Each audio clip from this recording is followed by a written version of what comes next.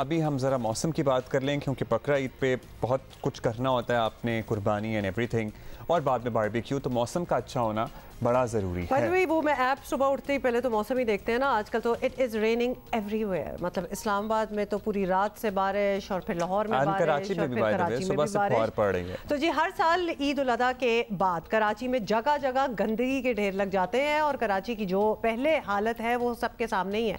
जगह जगह कचरे के ढेर लगे हैं, और हमने देखा है कि ईद के बाद ये हालात और भी बुरे हो जाते हैं, बदतरीन हो जाते हैं, और कई कई दिनों तक लाशें, ओजड़ियाँ और जानवरों की बाकियात जो हैं वो सड़कों पर पड़ी रहती हैं। We are showing you some very sick visuals, और अगर आपको देख के ना आप अपनी नज़रें चुरा रहे हैं और हटा रहे हैं तो मेक श्योर कि ऐसा ना हो। अभी से बदबू महसूस हो रही है मुझे मनाजर देख के, तापुन तो लगता है, लोगों को समझ नहीं आता शिकायत करें तो किससे करें। इस बार की ईद आ रही है, इनफैक्ट आ गई है, कराची में बारिश का मौसम भी चल रहा है। सफाई सुथराई की सूरत हाल यकीनी बनाना शहरी इंतजामिया के लिए ज़्यादा बड़ा चैलेंज होगा, क्योंकि जब बारिश होती है ना तो और कीचड़ मच जाता है। और हम यहाँ शहरियों से भी दरख्वास्त करेंगे कि जिम्मेदार शहरी होने का सबूत दें, जानवरों की बाक़ियात दूसरों के घरों के, अपने घर के सामने भी ना फेंकें, गलियों में ना फेंकें, और दूसरों के घर के सामने तो मतलब आप पे तो डबल ट्रबल हो गया ना। एक तो बदतमीजी भी है ये कि पहले तो एहसास नहीं है आपको गंदगी का और सफाई का, और उसके बाद ये बदतमीजी है कि दूसरों को घर के आगे। अच्छा जी, एडमिनिस्ट्रेटर कराची लाइक अहमद हमारे साथ मौजूद हैं। लाइक साहब शुक्रिया, आपने वक्त दिया। लाइक साहब, कराची जैसे शहर में आलाइशा उठाने का काम वैसे ही बहुत आबादी बहुत ज़्यादा है शहर की, और जानवर भी बहुत ज़्यादा कुर्बान होते हैं, लेकिन अभी तो बारिशें भी हो रही हैं, तो आलाइशें उठाने का काम तेज़ ज़ाहिर करना पड़ेगा। आप लोगों ने क्या प्लान बनाया है इस सिलसिले में? मैं अर्ज करूँ, थोड़ा सा गलतफहमी ये है कि केएमसी और ये ऑफर्स वगैरह उठाने का काम कर रही होती है। ऐसा नहीं है। डिस्ट्रिक्ट म्यूनसिपल कॉर्पोरेशंस जो है इसके लिए जिम्मेदार होते थे, लेकिन अब ये टेक ओवर कर लिया है function solid waste management board ने, और उनकी तैयारी पूरी तरीके से है। वो पूरे शहर का जो है ऑफल और जितनी भी आलाइशें हैं उसकी सफाई का भी काम करेंगे, और सॉलिड वेस्ट का भी काम करेंगे। जहाँ जहाँ पर स्प्रे की ज़रूरत होगी वहाँ पर केएमसी जो है फ्यूमिगेशन का काम करेगी, ताकि जरासीम जो है उनको ख़त्म किया जा सके, मच्छरों की पैदाइश ना हो। इस सिलसिले में तमाम डीएमसीज और केएमसी अलर्ट है, लेकिन सॉलिड वेस्ट मैनेजमेंट का जो काम है वो सेंट्रलाइज्ड है और पूरे कराची के लिए है, इन अलाइशों की सफाई के हवाले से। अच्छा लाइक साहब, ये बताइएगा और इसको समझा दीजिएगा बल्कि कि इस बार केएमसी ने भालू मट्टी नहीं होती जो जानवरों के लिए मट्टी डालते हैं, हाँ, जिस पे जानवर इकट्ठा करने की हैं। मुहिम भी शुरू की है, तो इसका क्या मकसद है? देखिए, हर गली मोहल्ले के अंदर लोग जब जानवर लाते हैं तो बालू मट्टी, जो कि बड़ी प्रेशियस होती है पौधों की अफजाइश के लिए, वो भी साथ लाई जाती है ताकि जानवरों को उसके ऊपर रखा जा सके। वो मट्टी बाद में पड़ी रह जाती है पूरे शहर में, ना सिर्फ गंदगी का सबब बन रही होती है, बल्कि वो उठाने के एक्सपेंसेस भी काफ़ी ज़्यादा गवर्नमेंट को या सॉलिड वेस्ट मैनेजमेंट को करने पड़ते हैं। इसमें हमने शहरियों से वॉलंटरी रिस्पांस चाहा है कि वो अगर ये मट्टी जब उनके काम की ना हो और बकरीद के बाद जो है वो केएमसी को प्रोवाइड कर देंगे, तो ये मुख्तलिफ बागात और सड़कों के ऊपर जो हमारे पार्क्स हैं या कॉरिडोर्स हैं जहाँ पर पौधे होते हैं, उसकी प्लांटेशन के अंदर हम इस्तेमाल कर सकेंगे, और ये बड़ी रिच सॉइल होती है जो कि इस्तेमाल हो जाएगी।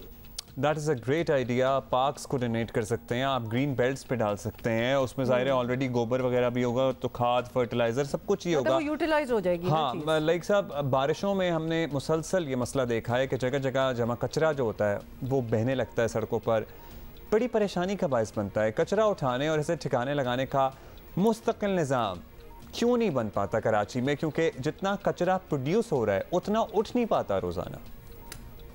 देखिए, पूरा निज़ाम मौजूद है, सिर्फ दो डिस्ट्रिक्ट्स के अंदर जो है सॉलिड वेस्ट मैनेजमेंट बोर्ड ने टेक ओवर नहीं किया था इस सिस्टम को। वो डिस्ट्रिक्ट म्यूनसिपल कॉर्पोरेशंस इसको टेक केयर कर रही थी, और जाहिर है कि वो ट्रेडिशनल सिस्टम तो अब नाकारा सा हो चुका है जहां पर खुद से कोई काम किया जाए। अब आउटसोर्सिंग की तरफ है सारा सॉलिड वेस्ट मैनेजमेंट बोर्ड।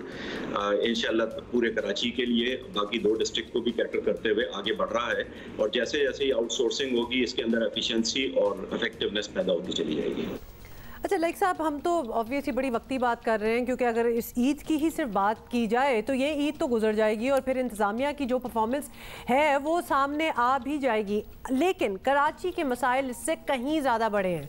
तो आपकी नज़र में वैसे तो हमारा अपना भी इसमें कुछ राय, मशवरे और ओपिनियन है, लेकिन आपकी नज़र में किन मसाइल पर फौरी काम करने की ज़रूरत है और क्या हल हैं आपके पास? कराची के इंफ्रास्ट्रक्चर जो कि खासा पुराना हो चुका है और बड़ी तेज़ी के साथ एक्सपेंड किया है इस शहर ने, आबादी के लिहाज से और जोग्राफी के लिहाज से भी जो है आबादी अब कहीं से कहीं पहुंच चुकी है। जो पुराना सिस्टम डला हुआ था, पुराने शहर या पुराने इलाके जो पहले डेवलप हो चुके हैं वो नाकारा हो गया है, क्योंकि उसमें हाई राइज क्रिएट हो चुकी है, हाई राइज बिल्डिंग्स बन चुकी हैं। यहाँ पर एक फैमिली रहती थी, वहाँ और सैकड़ों फैमिलीज रह रही हैं।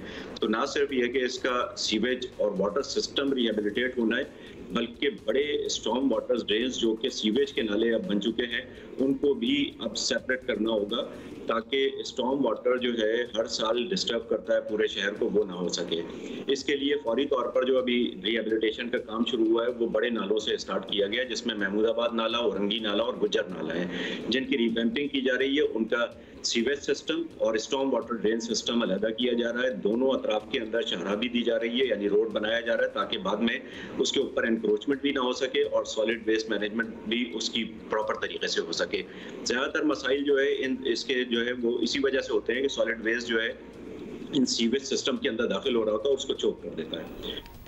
थैंक यू लाइक साहब। ज़ाहिर है जहाँ एक फैमिली रहती थी वहाँ पे सैकड़ों ख़ानदान रहते हैं। नॉर्थ नाज़िराबाद की मिसाल भी आपके सामने है। इसके अलावा भी बहुत से इलाके हैं जहाँ पे 500,000 गज़ का एक बंगला होता था और एक घर होता था और इसमें कितने 10, 12, 15 लोग रह लेते थे। अब वहाँ पे बिल्डिंग्स बन गई हैं और सैकड़ों लोग मकीम हैं।